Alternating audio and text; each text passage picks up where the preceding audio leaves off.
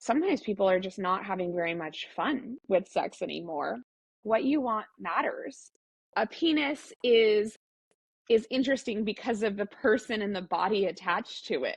Unless your partner has a silicone vibrating penis, it's not competition. Jen, welcome to the Vibrant Couple. I understand that you own a sex shop and you're a sex coach. Please say more about what you do. Yeah. So I own Wink Wink, which is a sex shop in Bellingham, Washington, just north of Seattle.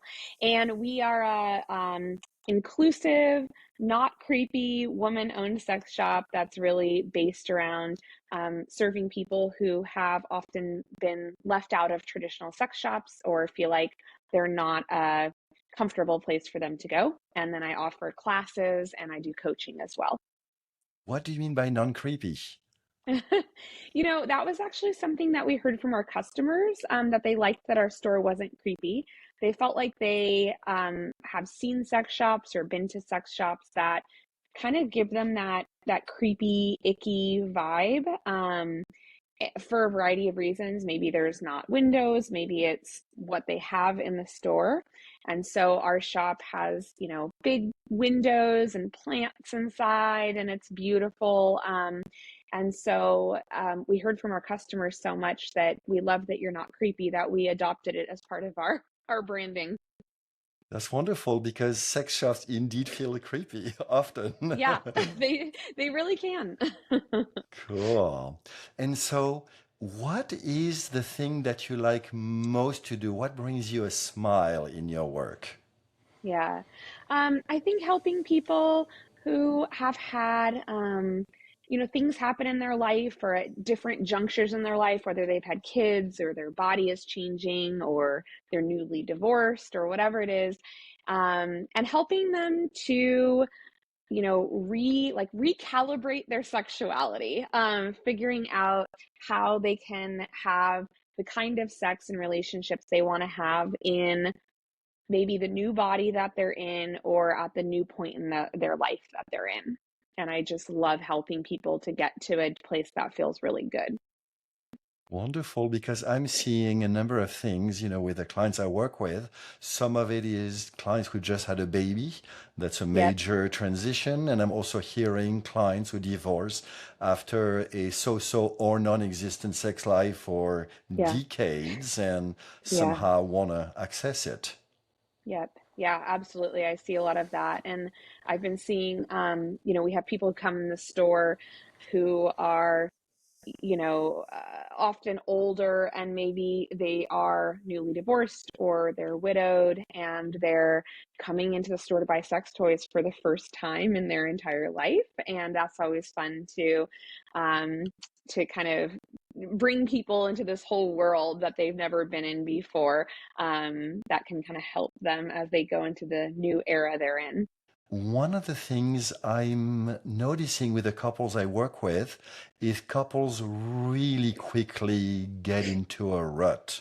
And so, Hmm. there is the couple rut because of habits. There is, all the events we just talked Hmm. about. There is also, the cultural shame that Yeah. each of the people in the couple, whatever their sex is and sexual orientation, has received that sex is bad or you only do sex when or things like that. And so, how do you help couples? Not necessarily because of a major trauma or transition, but just through normal, Hmm. somehow wear and tear, I would say, Yeah. normal Yeah. getting bored. Hmm. Yeah. I mean, a big part of it is providing a space where people can talk and actually asking questions about the sex they were having or what their barriers are to not having sex or not having the sex they want to be having. Um, a part of my work as a coach really is figuring out like where do you want to be and then what are the barriers and help in keeping you from getting there. And often those are logistics, just time and energy and that kind of stuff. And so we talk about like, how do you work around limited time, limited energy? Um, Sometimes there's a stressor that needs to be addressed. But also, sometimes people are just not having very much fun with sex anymore. They've been on a template for so long that they don't desire that same template anymore and they don't know how to fix it. And so I talk to a lot of people about like, how do we get off template? How do we find a new script for sex? And that can feel scary if you've been having the same sex for a long time.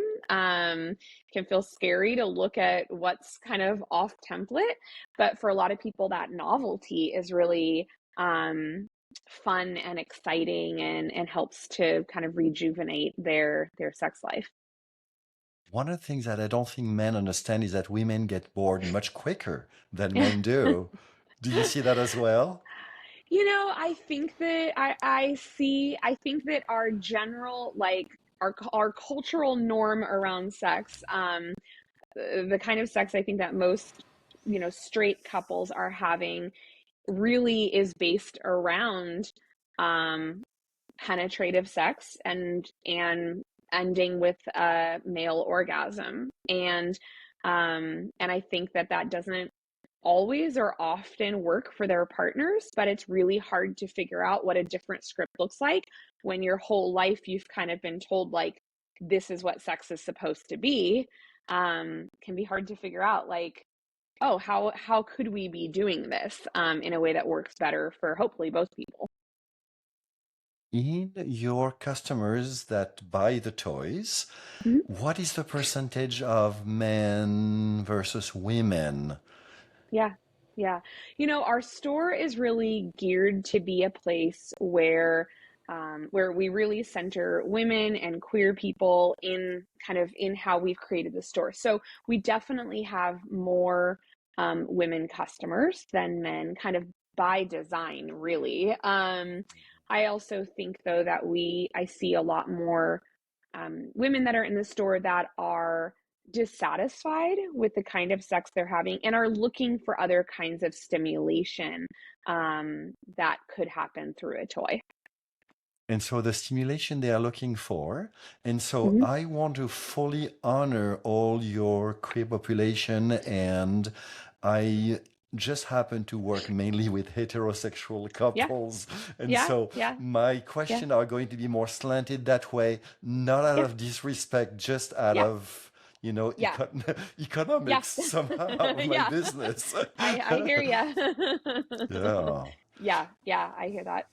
And so the women in heterosexual couples that Hmm. come to you, Hmm. are they coming to use sex toys by themselves or to Hmm. introduce them to their husbands? Yeah. A mix of both, I would say. Sometimes people are coming in and they're coming without their partners and they're wanting to explore on their own. Sometimes people are coming in with their partner and they're shopping together. And Wonderful. sometimes, yeah, sometimes I have women in the store who really want to introduce toys into their relationship or prioritize using toys and have partners who are more reluctant to do that. And so we kind of see kind of across the spectrum of like situations or views on toys and how they're being used by a couple.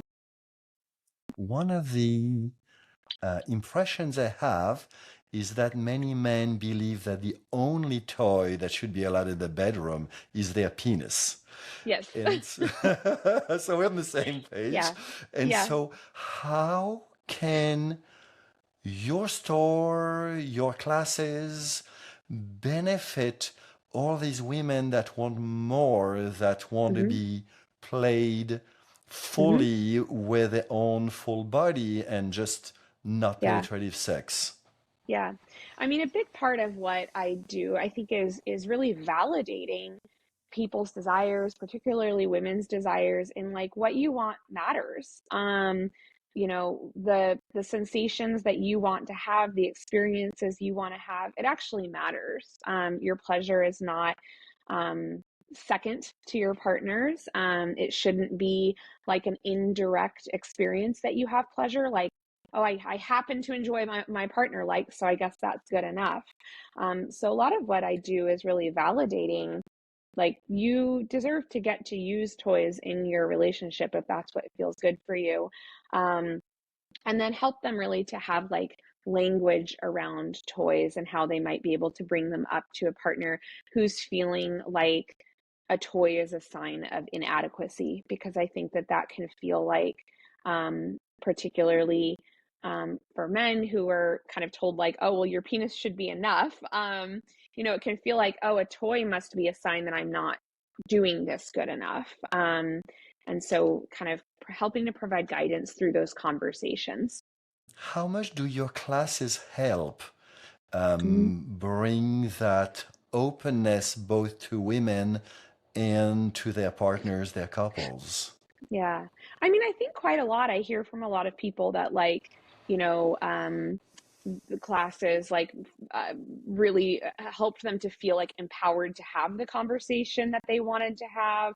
And sometimes people are surprised, like they've never actually talked to their partner about it, and their partner's really open to new experiences or toys. You know, I've heard from people that have said like, being able to understand how toys work and all of that broke us out of our rut. Like, it was kind of the excitement that we needed to try something new. So, I think they can be a really good starting point for people to kind of get into that world. It's almost Christmas. What would you recommend to a man who has not yet purchased Yeah. a present for his wife? It's funny because usually when we have this around Christmas and Valentine's Day, where we got a lot of men in the shop wanting to buy a toy and Yeah, or something, and they have no idea where to start. yeah. So I usually ask people, on a scale of 1 to 10, how exciting of a toy are you looking for? um, and sometimes people are at the lower end, and I might suggest like lube if they've never been using lube before, or maybe like a stimulant, like a something that creates like a tingling sensation, like in the genitals when you use it. Like, to me, that's a pretty, like, okay, you're opening the door to some props in your sex. I think that for a lot of folks, vibrators are a really fun place to go to for couples to play with, using vibrators on each other's bodies, on your own body. So I think that those are fun. The Magic Wand Mini is like really, really popular with a lot of our customers. It's kind of the power of the old school magic wand, the plug in the wall wand, but really small. So people kind of love those as an option. Do you Yeah. have any advice for Mhm. women on how they can bring sex toys to their men? Yeah. I think it's a good conversation to have beforehand to talk about, what do you think about sex toys? What does it bring up for you? What feelings are you having? Because I do think that for all people, many of us carry shames or concerns that our body's not good enough, right? That our body doesn't look good enough, it's not big enough, it's not small enough, we're not performing well.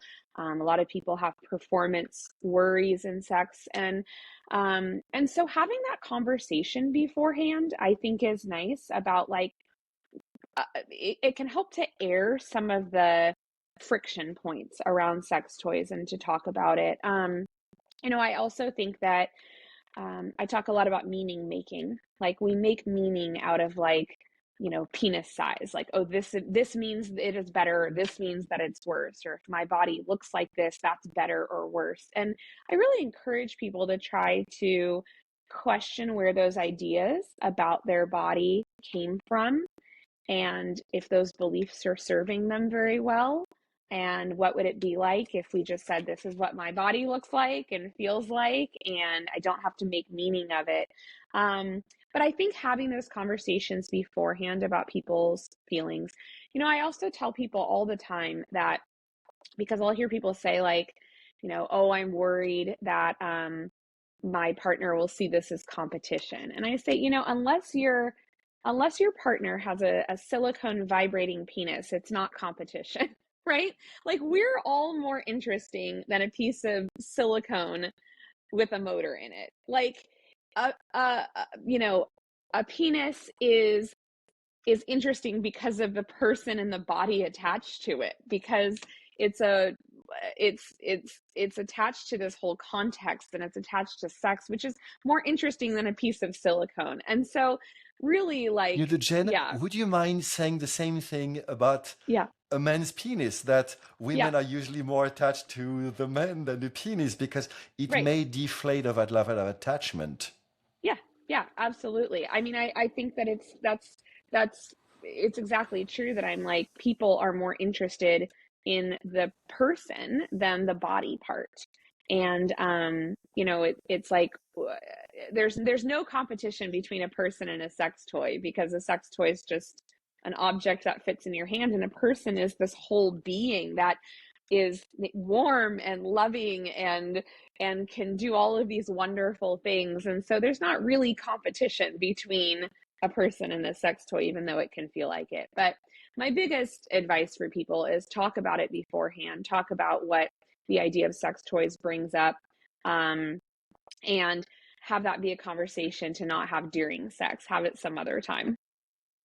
In your classes, do you teach how to talk or have that conversation non-verbally? Because Mm-hmm. I see men loving to do things, needed to play, Mm-hmm. versus talk. Men typically don't want more talk. Right. Yeah, I mean, you know, I always say that I think it's still more taboo to talk about sex than it is to have it. And there's a lot of people, I think, who feel like, oh, if we talk about sex, it ruins it. Like it ruins the moment, or it ruins the spontaneity of it. Whereas I think that talking about sex, and I see it all the time when I'm doing coaching, can be very sexy and can really enhance people's sex lives. And so, you know, I encourage people to talk about sex in a way that's not just like bringing up a problem or problem solving. Like we should be having conversations about sex that aren't just based around when something's wrong, because then it's not that fun to have conversations. So I really encourage that. We have like conversation decks. Like there's a conversation deck called Sex Talk, and it's like a, you know, you can pull a card, and it's like a quite like, you know, what is a fantasy you have that you've never shared, or how do you describe what a good kiss is, or something like that. And I always encourage people to like buy those things and pull a card every day or once a week, so you get used to talking about sex to your partner, but not just when there's a problem. And it helps you to start to share your desires in a way that can feel sexy and not intimidating. I love it. Yeah. Yeah. And so, is there somewhere in the instructions that if they are really, really stuck about not talking about sex, they should have at least two drinks? If they are moderately Yeah. stuck, at least one You know, drink, but no I was more gonna than say, three or something like right. that? Yeah, you know, it's yeah, loosening up in some way or another is usually nice, and so many ways people do that. But I do always say, like, whatever you need to do to get into the mindset to have the conversation. So that might mean moving into a certain space in your house, or lighting a certain candle, or turning, but it's like the cue that like we're getting out of our logistics, you know, talking about the cat litter box and our schedule part of our day. And we're moving into this part of our day, and it might just be 5 minutes, where we're going to be talking about sex and intimacy. I call them 5 minute dates. But, you know, 5 minute date. having 5 minute dates where you talk about sex. And then you can go back to the rest of your day if you want to. I love it. If there is one thing that you would recommend to men and women and anyone of any gender in any relationship they have Mm-hmm. about improving their sex lives, Mm-hmm. what would you recommend? I would recommend getting better at communication, because so many people expect mind reading and feel like, well, I'll be able to read my partner's mind. And what I see a lot is people who've been doing mind reading for years and years and years, and they didn't read each other's minds correctly. And they've been going on different tracks now for a really long time. And so I think that the best way to improve your sex life is to start talking about it. I'm a huge fan of, and you can Google these, but I'm a huge fan of yes, no, maybe lists, Hmm? which, have a bunch of different sexual activities listed on them. And then each person on their own writes down yes, no, or maybe to each one. And then you come together and talk about your answers. And I love those as a way of starting to talk about sex, getting some new novel ideas that you're maybe not doing right now, and just building some communication that feels fun and positive. Because I think that the more you can communicate about sex in ways that feel fun and positive, the more fun and joyful and positive sex you can have. Wonderful. So I like to give more granularity to my usual advice is just talk about it. Yep. Wonderful. Yep. And so I'm going to put information about how to reach you and your store down below. Yeah. And now, if there was one sex toy that is particularly hot or particularly on sale over the Okay. next few days, if people do, watch that video soon, Yeah. what would you recommend? Oof. Thinking about couples, I think that the We Vibe Touch X is the way to go. It's like super soft and small, and it's designed to fit between bodies. So it's a great toy that couples can use together where no one's hand is being smushed. It's not a huge power tool, and it just I think is probably one of our most recommended toys for couples to go. It's not intimidating and not creepy. Well, I don't know what it is. What Yeah. seems is that this is a very low notch or very low +1 in the trying Mhm. something new that is somehow not my penis for men. Yep. Yeah. Yeah. I find usually what when straight couples are looking for toys together and they're looking for something new and they haven't tried one, often a vibrator is what they a non-penetrative vibrator is what they gravitate to. Because it can provide so much clitoral stimulation, which is just hard to do with your hands or any other part of your body. So the WeVibe Touch X is like a good entry point to using a vibrator for clitoral stimulation with two people together. Well, I really enjoyed our time together. You seem to be very passionate about what you do, and you seem to be increasing people's sex lives. So please keep up the good work. Thank you so much. If my conversation with Jenn inspired you to liberate love through more connection, playfulness, and a better sex life, please hit the like button below and subscribe so you can be notified when I publish new juicy content. And please share with all you believe would benefit. I look forward to seeing you very soon.